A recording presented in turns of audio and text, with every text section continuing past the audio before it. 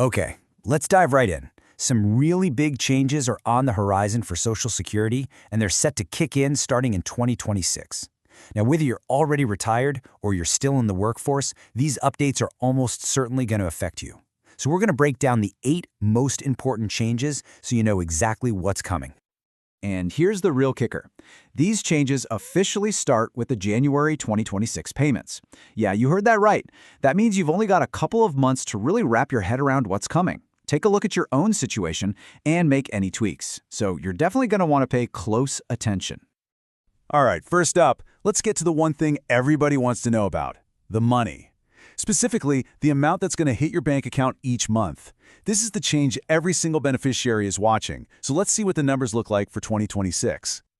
And there it is. The big number driving all of this is the 2026 Cost of Living Adjustment. You'll hear it called COLA, and it's officially been set at 2.8%. You know, this is that yearly adjustment that's supposed to help your benefits keep up with inflation, and it's really the engine behind most of the changes we're about to talk about. So what does a 2.8% COLA actually mean for your wallet? I mean, a percentage is just a number, right? Well, this is where the rubber meets the road. For your average retired worker, this little boost will take their monthly check from about $2,015 to $2,071. That works out to an extra $56 every month. And it's not just retirement benefits. The COLA also gives a little bump to supplemental security income, or SSI payments. As you can see, the top federal payment for a single person is going to climb to $994 a month. And for eligible couples, their maximum payment will go up to $1,491. Okay, let's switch gears. What if you're getting Social Security benefits, but you're, still working? Well, there are some really crucial updates here that could make a difference to both your take-home pay and your benefits. So this number here, this is the new cap on earnings that are subject to Social Security tax in 2026.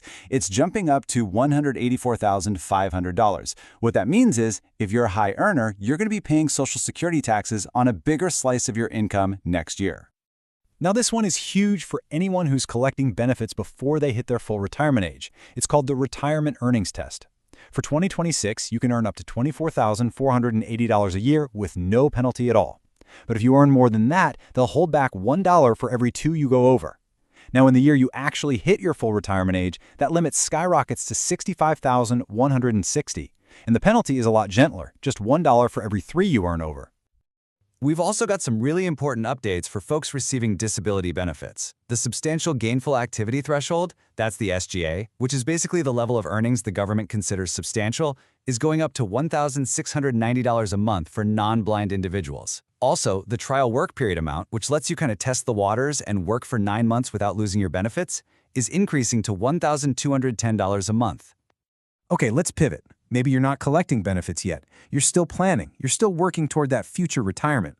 Well, these next few updates are for you. Let's talk about what all this means for tomorrow. So to even qualify for Social Security down the line, you have to earn what are called credits during your working years. Well, in 2026, you'll need to earn $1,890 to get just one of those credits. You can earn up to 4 credits a year, so it's a good benchmark to keep in the back of your mind. Ever wonder how they actually figure out how much your monthly check will be? It's not just a random number. It all boils down to a pretty specific formula called the primary insurance amount, or PIA. Think of this as the engine that crunches all your lifetime earnings and spits out your specific monthly benefit. I know, a government formula sounds super complicated, right? But it's actually just a tiered system. It uses these things called Bend Points to figure out your benefit, and surprise, surprise, those points are changing for 2026. So let's pull back the curtain and see how it really works. Okay, here's the breakdown. First, the Social Security Administration calculates your average indexed monthly earnings, your AIME, from your whole career. Then they slice that average into 3 different buckets. For 2026, you'll get 90% of the first $1,286. Then you'll get 32% of the next chunk of your earnings, all the way up to $7,749. And for anything you earned above that, you get 15%. The whole idea is to be progressive. It gives folks with lower lifetime earnings a bigger percentage of their income back as a benefit. Phew, we've thrown a lot of numbers at you. So the big question is, what should you do right now? We've covered all the what's, so let's wrap up with the how. A really simple action plan you can use over the next couple of months. Look, here's a super simple checklist. First thing, log into your account on the official Social Security website, ssa.gov. Seriously, do it.